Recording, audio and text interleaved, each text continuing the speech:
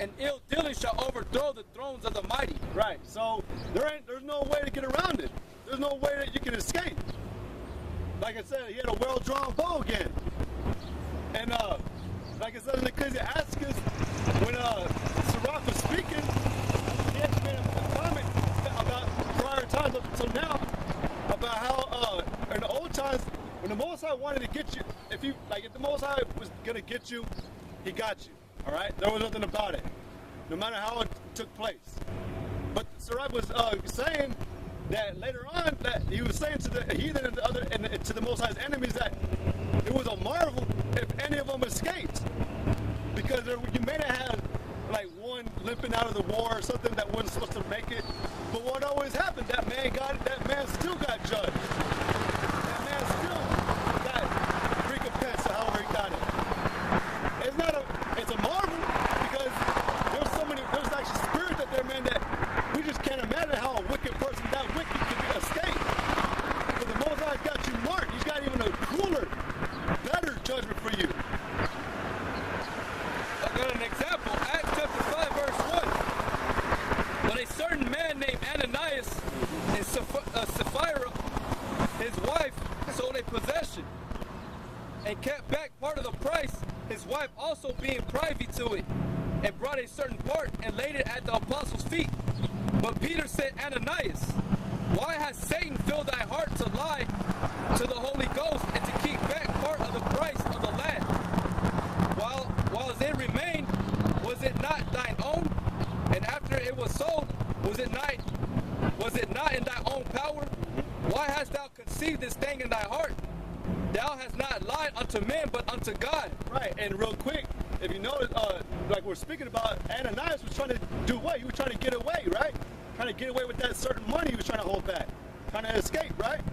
So that's just showing you. And Ananias, hearing these words, fell down and gave up the ghost. And great fear came on all them that heard these things. There you go. So Ananias cannot escape trying to be deceitful to the Most High. Because like we were speaking about earlier, you're not doing it to us, you're doing it to the Most High. The Most High sees everything. And a lot of y'all people don't understand either. This is the Most High's game. This is his ultimate like chess game. He got you pieces moving wherever he wants you to go. The scriptures say he tries the reins.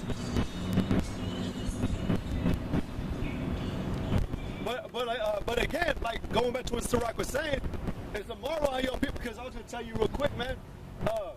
I was coming out of work the other day, and I was going on to leave. I was coming out from the back of my job, and I was gonna leave. And I was going through the TVs where I was at, and I'd heard this roaring sound. And I was wondering, like, what the hell is that? It was like a sharp pitch roar. And I was gonna tell you this, man, 'cause it was the moment I actually dropped my mouth at how I had seen this boy get away with what he was doing. How the Most High had allowed that spirit to even try to get away with doing what he did, because when I was walking to go get my stuff and leave, I heard this whining, and I looked to my left, and there was an Edomite boy, maybe about 3 or 4 years old, man, or maybe 5. Well, at first I heard him go, like that, and I saw the mother look at him, and immediately he went like this. He went like this, stopped, planted his feet, and he went like this with his arms sharp, and he roared, because he wanted something from there. He wanted a toy or something, but he roared. I'm not lying. That's why I looked, and I was like, what the hell just happened?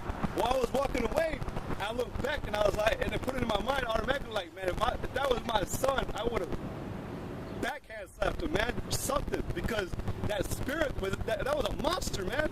I wasn't lying. There was a monster in him. And another woman was behind me, and she goes, that boy is a whooping. Well, I heard it. He did, man. You would have, if you were there, man, you would have been like, what the hell? That's ridiculous too.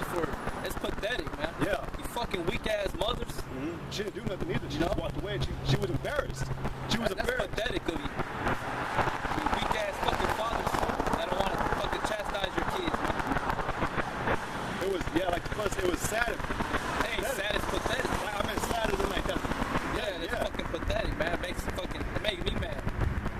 Cause I was at Albertsons too, like last week, and I was getting some stuff for the apartment, and there was these 2 fucking Edomite kids. There was an Edomite woman and an Edomite son.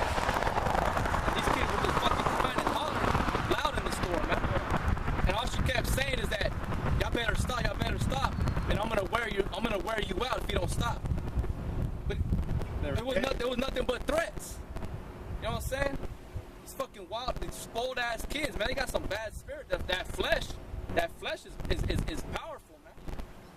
That flesh is our enemy.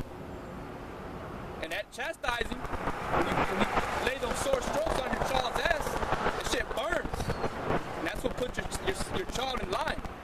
For all you people that don't believe in ass whoopings, fuck you, man.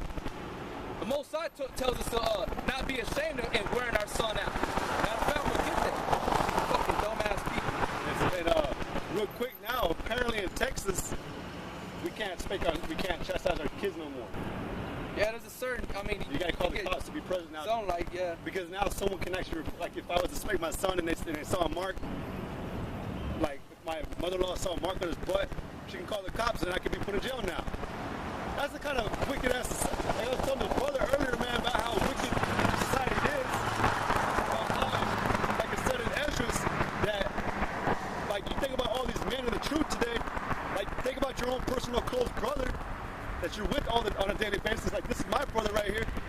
If we were to stay in this time and have to live our lot out, we would fall.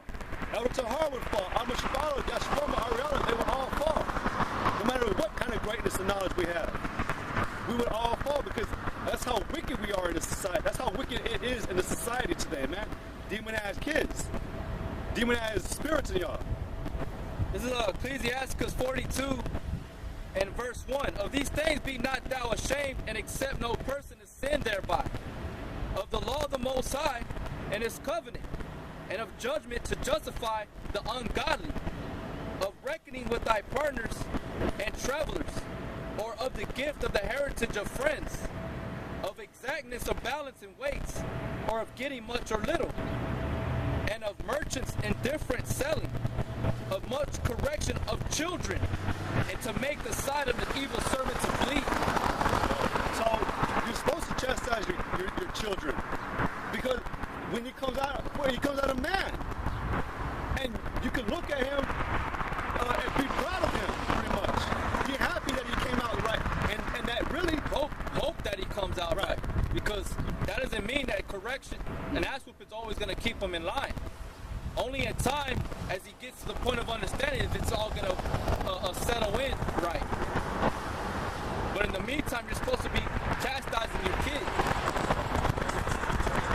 And also, what I was going to say is really who he's got to deal with in the end always is the Most High.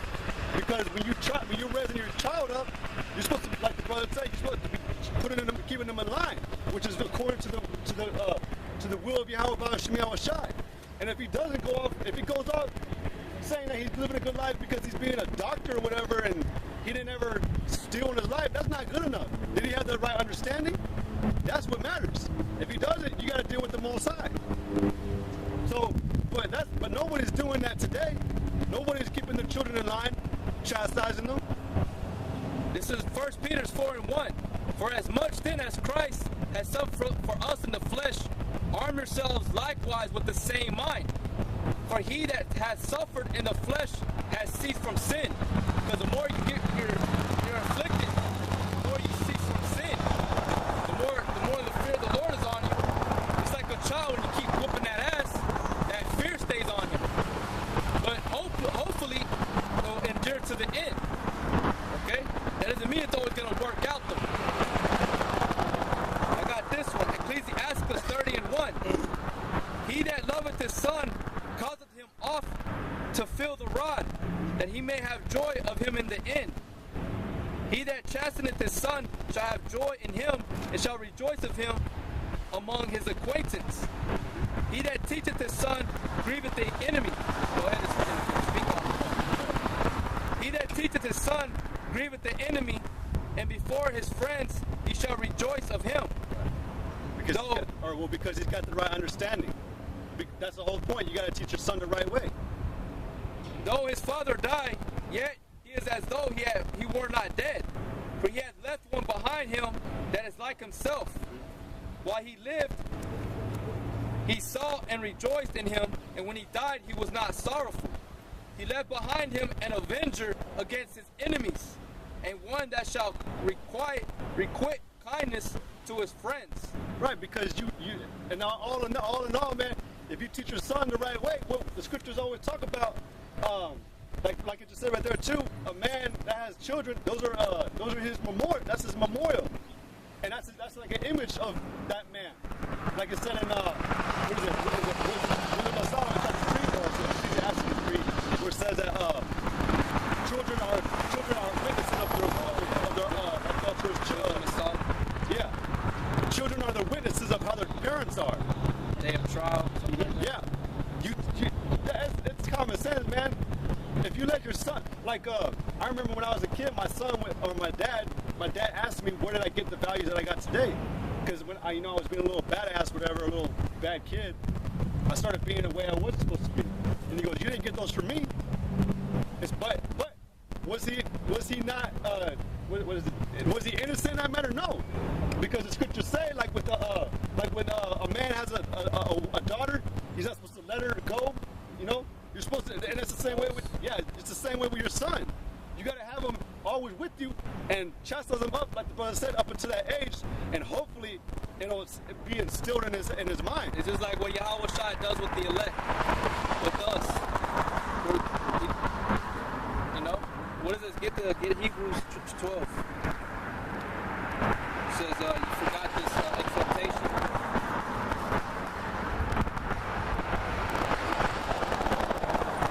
This is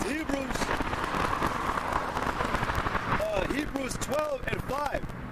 And ye have forgotten the exhortation. Right, you 2/3 Negro Latinos, y'all forgotten that you're supposed to be chastised, and that you're supposed to chastise your children, and you're supposed to chastise your own selves.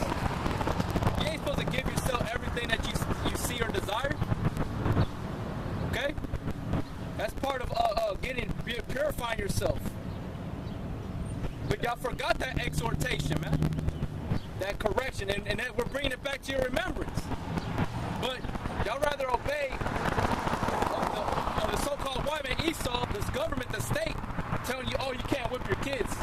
You got to put them in timeout. You got to sit them in a corner. Not with me. When I have my daughter, she crosses that line, I'm going to bust that ass. I'm going to put that fear in her. It says, and ye have forgotten the exhortation, speaking unto you as unto children. Right, y'all are all children, man. And you have children. The Heavenly Father, Yahweh Shem Yahweh Shai, has children. It's the nation of Israel. You got badass children and you got good children. And the badass children are the ones that are going to get destroyed. Those are the ones he ain't glorifying in. He's glorifying and looking after his good kids. The good children, which are the elect. So Yahweh Shai, he has bad kids and good kids. You have good kids and bad kids, right? And the ones that are bad, you should be busting their ass. But a lot of you don't. A lot of y'all still give to it. Y'all still, what is that word? Y'all still, encourage that attitude, man. Because y'all are afraid that they're going to hate you. And the reason I can say that is because I met this man at my job named Pt3. I ain't going to say his name, but he's about 40, maybe in his mid-40s.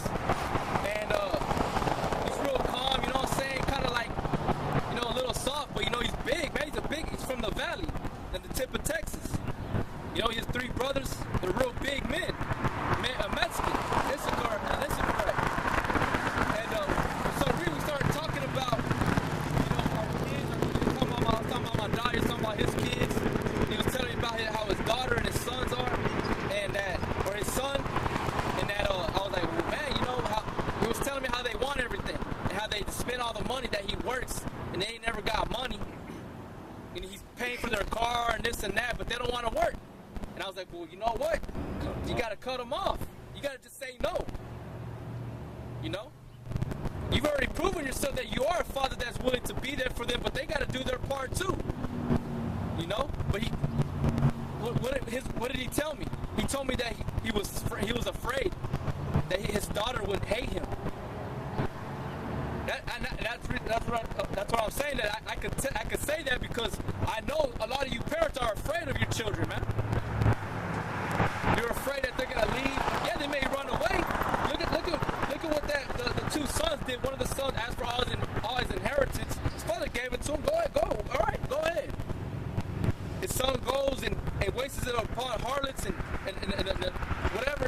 living it up. And what happened? He came to poverty. And he came back to remembrance, to his senses, how it was in his father's house. So the scriptures say not to honor wicked children, man. If they're godly, if they fear God, that's the ones you're supposed to honor. And if they honor you, they have to honor you too. Now don't be afraid of your goddamn kid. If they want to go and they run away, the hell with it. I haven't done it, I haven't lived that example yet, but I'm sure that's what we got to do. And sure enough, they're going to come back crawling. That's where you got to lay it down on them. These kids, man, they don't know a damn thing, man. These teenagers, even you grown up parents, man, they don't know nothing. It says Hebrews 12:5, and ye have forgotten the exhortation which speaketh unto you as unto children. My son, despise not thou the chastening of the Lord, nor faint without a rebuke of him. For whom the Lord Right, loves. don't faint because you're always catching hell, because things ain't going your way. Don't give up. You gotta prove yourself to your husband, man. You gotta prove yourself back to your father. All you people just want everything to you come back crawling with tears, and then you automatically gotta believe you. Fuck that. That's what the Most High is doing. He's trying to try you. He's trying you. You see if you really love him. See if you're gonna endure to the end. If you can go through that fire. If you can go through hell and back, through the shadow of death, and put your faith in him. For whom the Lord loveth, he chasteneth, and scourgeth every son whom he receiveth. Right, he scourges every son that he receives to try you. And it tells you that in I believe it's in Ecclesiastes that the wisdom she will lay on you, like put you through crooked paths to see if you're worthy. The book of Sirach, it tells you that too. If ye endure chastening, the Most High dealeth with you as the sons. For what son is he whom the Father chasteneth not? But if you be without chastisement, whereof all are partakers, then are you bastards and not sons. Right, if you don't endure that chastening, you go rebel, you become a corrupter, a revolter, you're a bastard, man. Either way, you're still going to catch hell. Well, you should rather catch hell fighting for a true cause, man. A cause that's going to profit you, Lord willing, at the end. Now you're a bastard. 2/3 of you Negro Latinos, y'all are bastards. The Lord ain't dealing with you. You have no business reading the Bible, man. You have no business. The Lord says, why you call me Lord, Lord, do not the things I tell you to do. Why you calling him Lord for, man? We just read to you the King of Kings and the Lord of Lords. A king and a Lord, they deserve honor and respect and obedience. But y'all don't want to be servants. Y'all want to be y'all's own lords, like Jeremiah says. Y'all ain't no goddamn lords, man. Y'all are worms. Y'all are grasshoppers. Y'all are like the grass that withered, that's here today, tomorrow, thrown in the fire. Y'all wither away. Y'all ain't no Lord. Y'all ain't nothing. Y'all ain't worthy of no praise. Nor are we. Only Yahweh Shem Yahweh Shai is worthy of all glorification and acknowledgement. You worms, man. You guppies. Go ahead. But if you be without chastisement, whereof all are partakers, then are you bastards and not sons. Furthermore, we have had fathers of our flesh. Furthermore, continuing on with the subject, we had fathers in our flesh.